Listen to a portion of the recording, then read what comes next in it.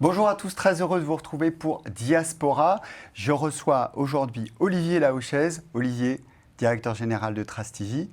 Merci d'être là. Merci de cette invitation. Et puis bonjour également. Et puis bonjour à tous les téléspectateurs dans le monde entier. Et on va dire quelque chose, c'est que tu as l'air très calme et tu es très calme. J'essaye de rester calme, j'essaye. Mais cette émission a failli ne jamais avoir lieu. Parce qu'on va avoir un élément qui va nous montrer que ça fait 55 minutes que tu es dans l'ascenseur, bloqué, et qu'on attendait les techniciens. Et oui, il se passe... Alors, tu es dans le Guinness, hein, ça y est, le directeur général qui passe le plus de temps dans un ascenseur et qui reste calme. On a cru que c'était surprise. Pas du tout, c'était juste un problème technique. Merci Olivier d'être là, d'être calme, d'être frais. Tu diriges Trace TV. Trace TV, ce n'est pas une chaîne, c'est 26 chaînes, c'est un empire médiatique, tout le monde connaît. Un groupe médiatique international avec beaucoup de divisions et d'activités, oui. On va regarder une petite vidéo de présentation de Trace TV. Ah, super.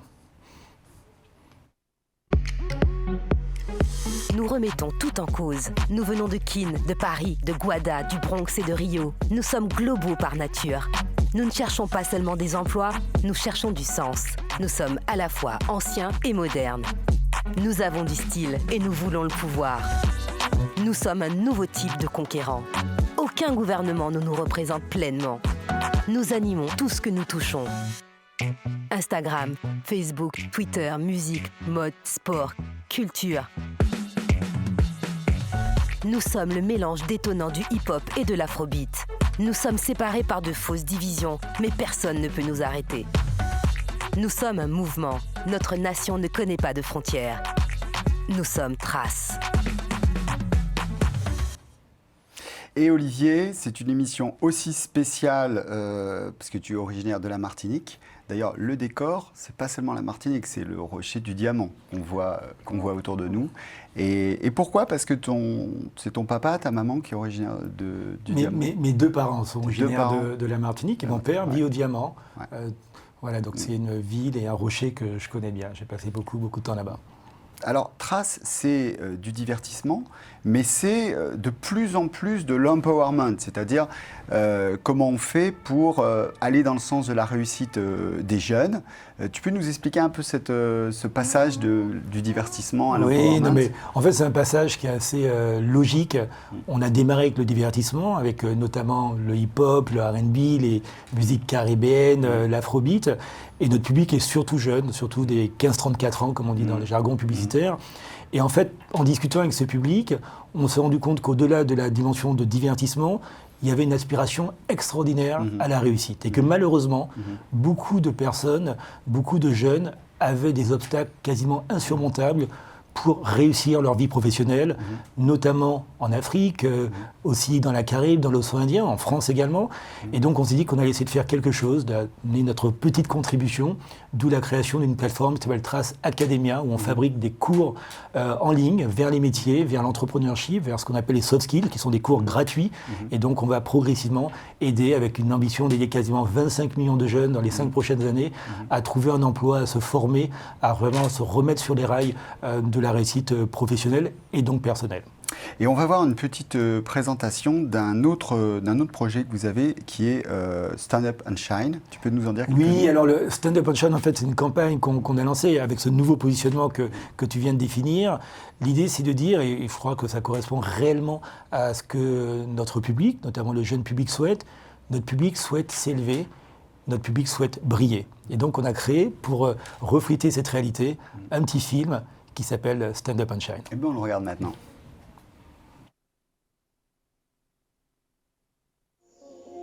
Ils disent qu'on n'y arrivera jamais. Ils disent qu'on ne réussira pas. Mais peu importe ce qu'ils disent ou ce qu'ils pensent, nous brillons. Nous voulons apprendre et comprendre. Oh oui, nous prenons notre destin en main. Nous nous engageons parce que nous voulons réussir. Nous montrons au monde qui nous sommes. Trace, Stand Up and Shine. Olivier, on va apprendre un peu mieux à te connaître, l'homme derrière le PDG, et c'est ton album photo. Waouh!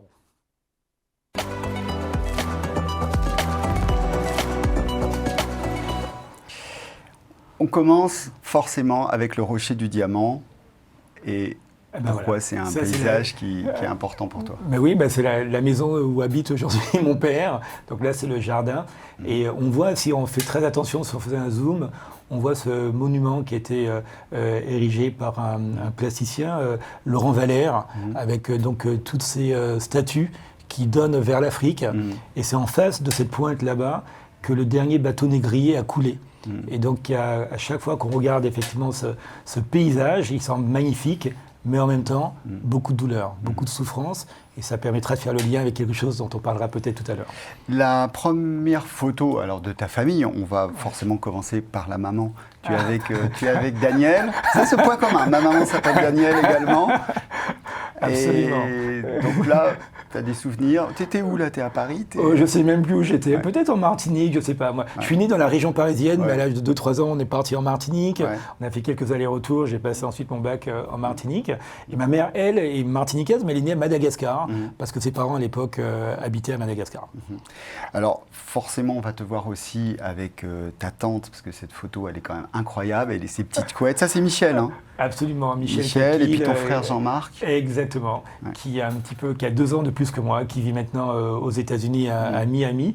On est une grande famille, hein, mais ma grand-mère a eu 13 enfants, et donc énormément du côté de mon père, beaucoup de cousins, et je crois qu'on est plus de 50. Si on a la maman, on doit avoir le papa. Forcément. Là, on est dans la région parisienne, donc il y a ton papa, on voit ton papa Maurice. Hein, oui, c'est ça. Il y a peut-être un petit air de famille, hein, quand oui, même, avec ton papa. Pareil. Ton oncle Michel. Michel, absolument, le frère de ma mère, avec mon frère. Donc là, on est où? Là, je pense qu'on devait être à Chevilly-la-Rue. On a vécu pendant quelques années dans la banlieue parisienne, et je pense que c'était à Chevilly-la-Rue. On te voit, alors là on est dans le dossier, hein, on te voit avec un polo rouge magnifique, c'est bien toi. Premier souvenir d'enfance, ce petit garçon là, qu'est-ce qu'il a dans la tête? Et en fait, je me souviens quand on habitait encore en France métropolitaine, où j'ai pris des cours de judo, parce qu'à l'école, tu sais, problème de discrimination classique, tu es noir, tu es différent, on te pousse, on te bouscule, et à un moment, j'en pouvais plus, et donc j'ai dit à mes parents, je vais apprendre à faire du judo, et donc j'ai fait du judo pour pouvoir me défendre et pouvoir casser la figure de ceux qui me cassaient la figure. C'est du propre, franchement. Et tu as cassé beaucoup de figures? Je sais plus, ils s'en sont remis quoi qu'il arrive. C'est quelle ceinture? Je suis allé jusqu'à ceinture bleue ou marron, je sais plus. Vous pouvez provoquer en duel Olivier Laouchèze, il ne vous fera pas bien mal en étant... Marron, ça commence à devenir sérieux quand même. En tout cas, donc, tu fais du judo, tu es turbulent à l'école, preuve à l'appui. Qu'est-ce que c'est que ce bulletin de folie? Là, on est en 1978, tu as 12 ans, tu es en 6e. Et alors, on voit écrit « élève turbulent devant le collège ». Tu fais le pitre devant le collège. Qu'est-ce qui se passe? C'est un carnet de correspondance et ton père est obligé de signer. Oui. Non, j'ai eu pas mal de petits soucis quand j'étais à l'école, j'étais assez turbulent. J'ai toujours eu un petit problème avec l'autorité, ce qui explique peut-être pourquoi je suis aussi devenu entrepreneur après, pour que finalement je sois mon propre patron. Voilà, c'est ça, on ne peut pas te donner un ordre en fait, c'est ça? Ça peut être compliqué, Si vous avez été prof d'Olivier Laouchèze, vous pouvez venir témoigner, on vous écoutera, on vous fournira aussi une aide psychologique. Tu es né le 11 juillet 1965, hein, donc ça t'avait effectivement 12 ans. Ce jeune homme sac à dos, là, qu'est-ce qu'il a dans la tête? On passe beaucoup d'années. Wow. Il est parti où là? Il fait le tour du monde? J'ai eu la chance de pouvoir voyager très tôt, d'une part grâce à mes parents qui m'ont fait voyager avec eux. Et quand j'étais étudiant, à peu près toutes mes vacances, je partais voyager. Quand j'ai fait mon école de commerce à Paris, j'étais dans une association qui s'appelait les missions économiques. Et on partait 3 fois par an faire des missions dans le monde entier pour des entreprises. Et donc la veine du voyage, enfin pas la veine, la piqûre du voyage m'a touché très tôt. Et j'adore ça. J'adore découvrir de nouvelles cultures, de nouveaux pays, et puis m'immerger dans des environnements complètement différents. Je trouve que c'est extrêmement enrichissant.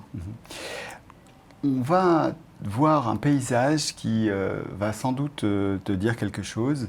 C'est d'abord ces arbres. Qu'est-ce que c'est que ces arbres? Ça ressemble à des flamboyants, mais ça n'en est pas. C'est des jacarandas. Là, on est en Afrique du Sud, avec les jacarandas qui, effectivement, sont des emblèmes de l'Afrique du Sud. J'habite en Afrique du Sud depuis maintenant quasiment 9 ans, bientôt 10 ans, oui, bientôt 10 ans, avec ma famille. Et c'est un pays que j'adore, un pays compliqué, qui est aujourd'hui un peu ma seconde maison. Et voilà, donc c'est... Pourquoi tu dis ta seconde maison alors que tu y habites? Non, mais... C'est une expression qui est quand même étonnante, c'est ta première maison. Dans la réalité, j'en ai quasiment 3. La France, c'est quand même... Et la France, il y a Paris, et puis il y a la Martinique, et puis maintenant l'Afrique du Sud depuis quelques années. C'est vrai que je suis un grand voyageur, et avec, je pense, une grosse capacité de m'adapter à différents environnements. Là, je viens de passer... ça fait depuis le mois de juin, j'ai quitté l'Afrique du Sud, je suis en voyage permanent. Et voilà. Mais c'est vrai que ma maison, tu as raison, ma maison aujourd'hui, c'est d'abord là où il y a mon épouse, et donc c'est l'Afrique du Sud. C'est bien, tu t'es rattrapé. Elle nous entend. Et tu peux rentrer à la maison. Elle va pas découvrir, j'ai un deuxième va foyer, dire exactement ce qu'elle va dire. Attends, oui, parce que là, je comprends. Regardez, écoutez l'émission, je t'ai quand même sauvé. Elle dit, mais comment ça, ta deuxième maison? Ta première maison, c'est laquelle? Non, ça c'est le président Zuma en Afrique du Sud qui lui avait beaucoup de maisons.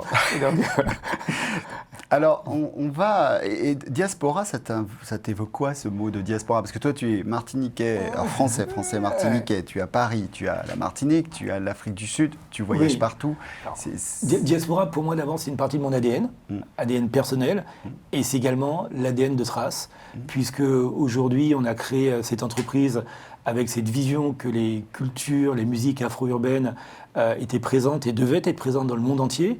Et on s'est rendu compte que la réalité, c'est que les utilisateurs, les consommateurs, les fabricants, les acteurs de ces cultures étaient également partout, notamment des personnes issues afro-descendantes, issues du continent mère, l'Afrique, et qui sont parties avec différents voyages dont on va parler sur cette traite négrière, le commerce triangulaire, la déportation, qui sont partis en Amérique latine, qui sont partis dans la Caraïbe. On a aussi toute la partie océan Indien, aux États-Unis, le Brésil, la plus forte communauté afrodescendante du monde est au Brésil, plus de 110 millions de personnes. Voilà, et nous, on a décidé de se concentrer sur ces populations, c'est vraiment le cœur de notre cible. Et puis, bien entendu, tous les gens qui aiment les cultures fabriquées par ces diasporas. Donc, pour nous, c'est vraiment c'est l'essence même de qui je suis et de ce que nous faisons avec le groupe Trace. Cette photo, elle est importante parce qu'on voit toute ton équipe, enfin une partie de ton équipe. Hein. Ah oui. C'est quand on te décerne l'ordre du mérite. Et ça fait très sérieux, l'ordre du mérite. Et donc, on voit Michel Gottlieb, qui est ton ami de 30 ans, un vrai ami de 30 ans. La directrice de Trace Academia, dont on parlait tout à l'heure, Camille Agon, à côté de ta femme, de ton épouse. Absolument, Christelle. Priscilla, la directrice marketing du groupe. Enfin, c'est une photo... Voilà, important, des gens qui travaillent avec toi au quotidien. Pendant le Covid, le gouvernement français a eu la gentillesse de vouloir me décerner l'Ordre national du mérite. Et c'est l'ambassadeur de France, Aurélien Le Chevalier, qui m'a remis cet insigne lors d'une réception à l'ambassade de France. C'était intéressant parce que quand il a fait son discours pour me présenter, c'était un discours qui était entrecoupé de musique. Parce que c'est vrai que la musique a toujours rythmé mon parcours personnel, professionnel. Et donc, je pense qu'il n'y a pas souvent des remises d'Ordre national du mérite qui sont comme ça, un mélange de paroles et de musique avec autant de rythme. On va terminer sur une photo qui, là, c'est pas ton équipe, c'est une autre équipe. C'est ta petite équipe, j'allais dire, à la maison. Mes 3 enfants. Voilà, tes 3 enfants. Donc, alors, rien que... tes enfants, déjà, c'est diaspora. Mathis, il est en France. Oui, il est en France. C'est le garçon. Oui, exactement, le grand. Jade, elle est au Canada. Canada, Montréal. Ouais. Et Andréa, la petite. Andréa, qui a 14 ans, elle est avec nous en Afrique du Sud. Voilà. C'est une famille de la diaspora. Exactement. Donc on va te décerner un label de l'émission. Oui, je pense que je approuve. Voilà, validé. Il est validé. Mais vous n'êtes pas obligé d'avoir des enfants partout, mais quand même c'est le cas de beaucoup de gens et d'afro-descendants, hein, d'avoir le fiston au Canada, la fille... en Côte d'Ivoire, si on est sénégalais, parce qu'il faut penser aussi à toutes les diasporas internes au continent africain. Et voilà. Alors, en tout cas, je remercie beaucoup ton épouse Christelle qui a été cherchée dans les albums photos, parce que tu ne savais pas du tout d'ailleurs. Il y a des photos que j'ai pas vues depuis au moins 40 ans. Et puis Théolinda aussi qui travaille avec toi au quotidien. Absolument. Et merci beaucoup à elle parce que elle nous a aidés pour cette sélection de photographies. On va passer à la rubrique solidaire.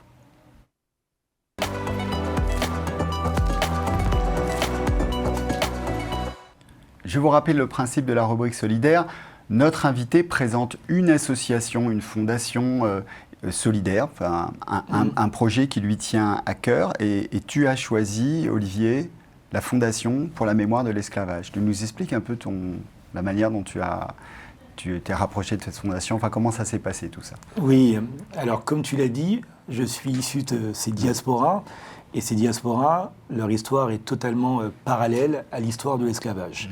Et c'est vrai qu'on vit aujourd'hui dans un pays, la France, où une grande partie de la population est descendante de cet esclavage, et aussi où une grande partie de l'économie, de l'organisation spatio-temporelle quasiment du pays, est aussi le fruit de cet esclavage.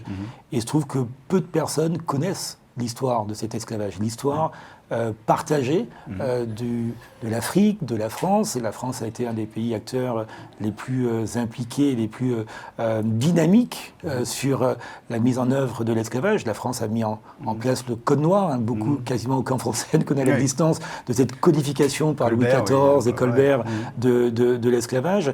Et c'est vrai que dans un pays où aujourd'hui il y a une fracture entre une partie de cette jeunesse issue de l'esclavage et la majorité de la population, je me suis dit qu'il était important de faire en sorte que les gens connaissent leur passé, parce que pour vivre ensemble, il faut se connaître. Pour mieux vivre ensemble, il faut se connaître. Et donc je me suis impliqué aussi bien personnellement qu'avec Trace dans la création de cette fondation pour la mémoire de l'esclavage, qui existe maintenant depuis quelques années, et qui fait un énorme travail aussi bien de reconnaissance, de promotion, d'explication de ce qu'a été l'esclavage, avec également le financement d'historiens pour essayer de comprendre comment tout ça s'est passé, parce qu'il n'y a pas eu tant d'études sur le sujet. Et puis des thèses, et puis également de popularisation dans les écoles, dans des manifestations culturelles, dans des grands événements, également un travail sur les lieux de mémoire. Donc il y a beaucoup d'actions effectivement de la Fondation. Le concours Flamme de l'égalité, notamment dans les établissements. Absolument, très important. Olivier, on va regarder le clip de présentation de la Fondation, et puis quelques moments un peu explicatifs. Enfin, un clip très très bien fait qu'on regarde ensemble. Combien sont-ils à reposer dans le ventre de l'Atlantique et de l'océan Indien ? Combien ont subi l'exploitation, la peur, les humiliations? Combien se sont dressés pour résister? Se souvenir de la traite? Pourquoi? Parler de l'esclavage, commémorer, quel intérêt? Entre le XVIe et le XIXe siècle, des millions d'êtres humains ont été capturés, vendus, exploités entre l'Europe, l'Afrique, l'Amérique, les Caraïbes et l'océan Indien. Ce crime porte un nom, l'esclavage colonial. C'est à ce prix qu'en Europe, on a mangé du sucre. En 1789, il y a près d'1 million d'esclaves dans les colonies françaises. Il faudra 3 révolutions pour mettre un terme à ce système. Tout rentre dans l'ordre? Pas vraiment. Car après l'abolition, il reste les colonies. L'Empire français s'étend avec ses violences et son racisme institutionnel. Mais un ordre injuste n'est pas durable. Partout, les diasporas noires s'affirment. Bientôt, c'est le temps des indépendances. Tout rentre dans l'ordre? Pas vraiment. Visible ou invisible, l'empreinte de cette histoire est tout autour de nous. Elle est dans nos villes et sur nos tables, dans nos valeurs et dans notre diversité, dans les préjugés qui perdurent et dans les injustices qui demeurent. Elle est dans la richesse des Outre-mer, quand le créole rassemble l'Europe et l'Afrique, quand les musiques s'hybrident et s'inventent, quand des siècles de marronnage continuent d'inspirer. Elle est dans ce tout monde de la rencontre qui engendre une nouvelle humanité. C'est notre monde, mais combien le savent aujourd'hui? Alors il faut expliquer, il faut transmettre, il faut partager. Parce qu'il faut savoir d'où l'on vient pour savoir où l'on va. Parce que c'est notre histoire.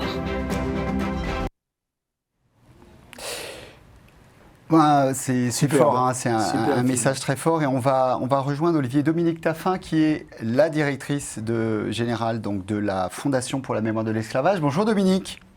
Bonjour à vous tous. Comment allez-vous? Est-ce que vous pouvez présenter peut-être un petit peu la Fondation et puis l'action actuelle de la Fondation?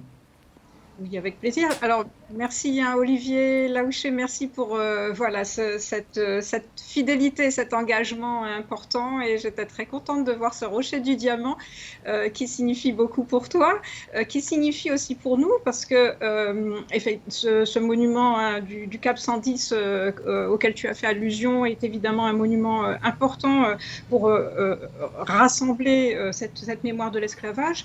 C'est aussi la commune où Édouard Glissant a passé du temps et où il est aujourd'hui enterré. Et Édouard Glissant, c'est évidemment une figure extrêmement importante aussi pour nous, pour penser l'histoire de l'esclavage et de l'esclavage colonial français. Et quand je parle de l'imaginaire français, c'est l'imaginaire de toute la France.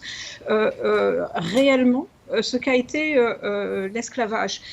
Pourquoi ? Parce que très souvent, en fait, quand on parle d'esclavage, on pense à des images états-uniennes ou anglo-saxonnes, évidemment dans la culture populaire, des films plus anciens. On pense par exemple le livre Racine et puis sa transposition à la télévision, ou des films plus récents comme Django, comme 12 Years a Slave.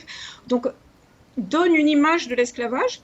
Et on s'aperçoit que, en fait, les gens ne pensent pas que l'esclavage, ça existait sur le territoire français. Et ça, c'est vrai que c'est 20 ans après la loi Taubira, puisqu'en 2021, ça fait 20 ans que cette loi qui a permis de reconnaître l'esclavage comme un crime contre l'humanité a été passée. On s'aperçoit qu'il y a encore un grand chemin à faire, même si, il y a eu quand même un certain nombre d'étapes malgré tout parcouru au cours des dernières décennies.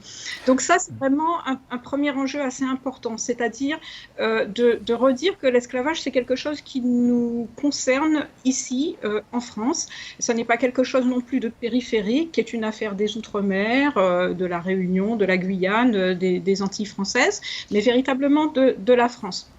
Donc le deuxième aspect, c'est que pour ceux qui ont un petit peu entendu parler de l'esclavage, c'est qu'ils pensent surtout 1848 et l'abolition de l'esclavage, parce que en réalité, pendant plus d'un siècle et demi, finalement, c'est cette mémoire-là, celle évidemment un peu plus glorieuse, c'est celle aussi qui est associée à la République. Évidemment, c'est la République qui a aboli l'esclavage, et d'ailleurs par 2 fois en France, ce qui est quand même quelque chose d'assez extraordinaire.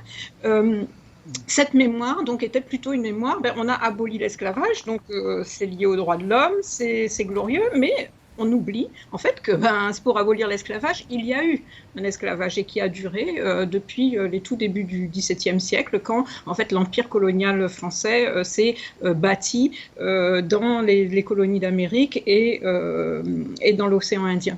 Donc ça aussi, c'est un élément assez important et sur lequel du coup la Fondation aujourd'hui elle intervient, parce que c'est vrai qu'après un certain travail qui a été mené avec l'initiative bien évidemment d'associations qui se sont constituées, beaucoup d'ailleurs dans les années 80-90 à l'occasion du bicentenaire de la Révolution française, et puis en 1998 qui est un grand moment de prise de conscience avec la grande marche qu'il y a eu à Paris donc pour demander justement que cette histoire soit prise en compte et pour affirmer la présence aussi de ces personnes qui descendaient de cette histoire. Voilà. Dominique, ce qu'on va faire, c'est très simple, c'est qu'on va lancer l'invitation dès maintenant. On t'attend en plateau, évidemment, pour parler de... On va consacrer donc 26 minutes, si tu le veux bien, à la Fondation, à votre action, et notamment aux alentours du mois des mémoires, et on va te remercier déjà, et on va lancer aussi un clip qui présente le mois des mémoires que la Fondation a créé et accompagne. Merci donc Dominique, à très très vite en plateau cette fois. D'accord, à bientôt. À très bientôt, et on voit ce clip du mois des mémoires donc porté par la Fondation pour la mémoire de l'esclavage.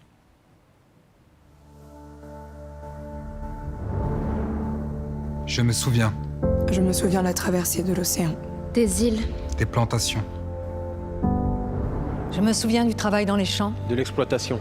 Je me souviens aussi des résistances. Le courage. Les révolutions. Ces combats qui firent l'abolition. Je suis fait de tout cela. C'est inscrit en moi. En moi. En nous. Dans nos villes. Dans nos valeurs. Dans notre culture. Dans notre diversité. Cette histoire, c'est la France. C'est notre histoire.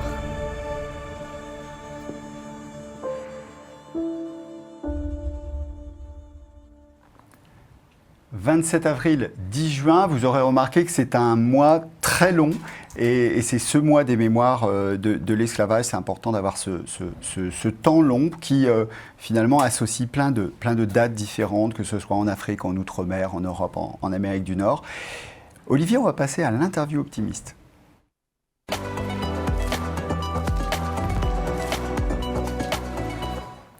Quel est le livre qui te fait plaisir de lire, que tu as peut-être il y en a plein, j'imagine. Non, il y en a plein, mais c'est vrai que je suis un grand fan d'Aimé Césaire. C'est pas le livre, c'est pas l'écrivain le plus simple à lire, mais c'est vrai qu'il a des messages qui, pour moi, sont des messages non seulement d'espoir, d'optimisme, mais d'une énergie et qui sont absolument actuelle.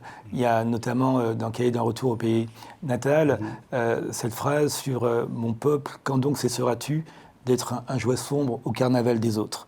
Et quand de temps en temps je doute, quand j'ai des forces adverses qui font qu'on pourrait se poser des questions sur ce qu'on fait, je me souviens de cette phrase et je me dis non seulement c'est possible, mais on a une mission.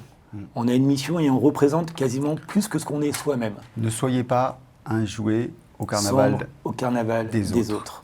Prenez votre destin en main. Aimé Césaire, comme tu l'as dit, c'est une pensée et une écriture complexe. Quand tu veux te lâcher un peu, tu vas dans un film qui te plaît, qui te fait rire. J'ai beaucoup aimé la première étoile de Lucien Jean-Baptiste, avec cette famille antillaise qui va au sport d'hiver, cette petite fille qui joue absolument d'une manière incroyable et qui se met à chanter à un moment Brassens. Et voilà, c'est la première fois que ma fille Andrea est allée au cinéma. On l'a emmenée voir ce film. Et voilà, dans la famille, de temps en temps, on le revoit, et toujours avec beaucoup de plaisir.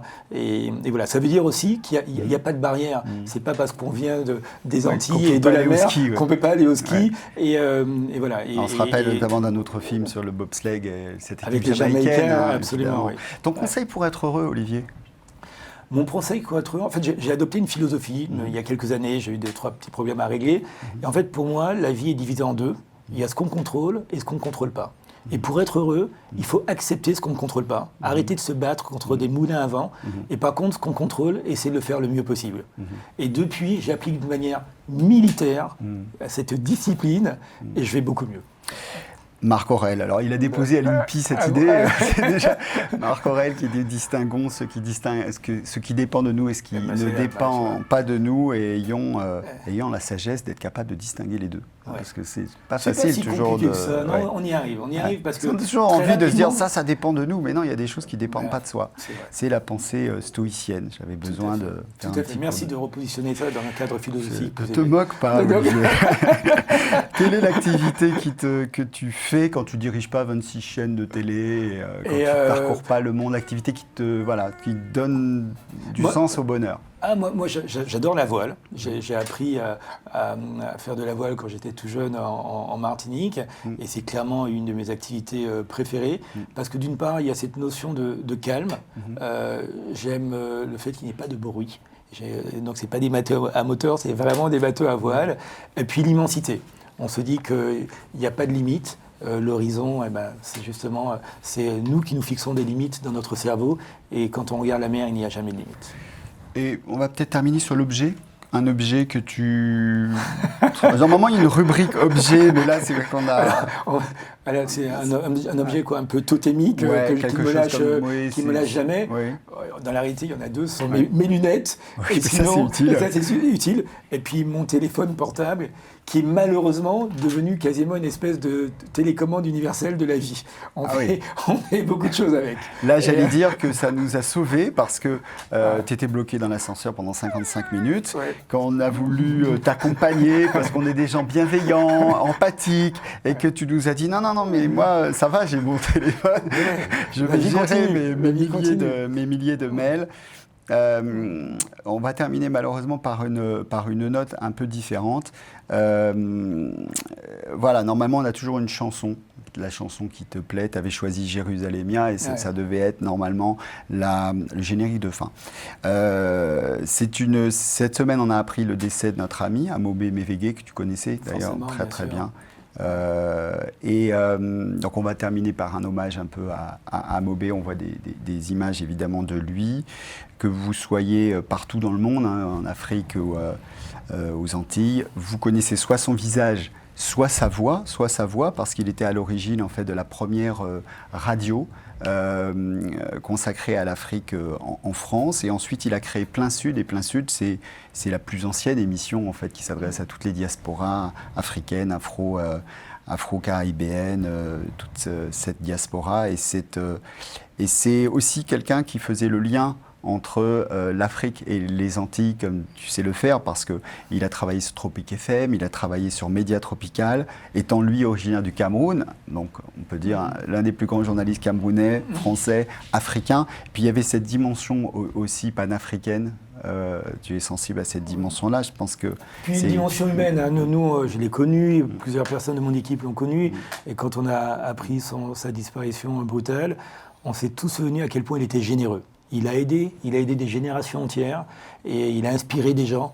Et donc, on a un grand moment de grande pensée pour sa famille, ses amis, tous ses proches. Trop de personnes partent trop vite en ce moment. Et cette année est vraiment une année difficile pour nous tous. Très jeune. On se rappelle d'une de ces photos qu'il a postées sur son Instagram peu de temps avant de partir, qui est la photo de notre ami commun qui est parti au début de l'été. Et Jacob, évidemment, Jacob Desvarieux. Et donc on n'imaginait pas que quelques semaines après, Amobé nous quitte également. Pour tout le dire, on était en train de fixer une date pour le recevoir dans l'émission. Puis il y a eu le décès de sa maman. Il est retourné évidemment pour le décès de sa maman au Cameroun. Puis on a appris cette tragédie qui nous a vraiment coupé les jambes. Donc on se retrouvera avec Amobé un jour et ailleurs. Donc paix à toi Amobé, et merci de nous avoir accompagnés dans cette émission. À très bientôt, à la semaine prochaine pour un autre numéro de Diaspora.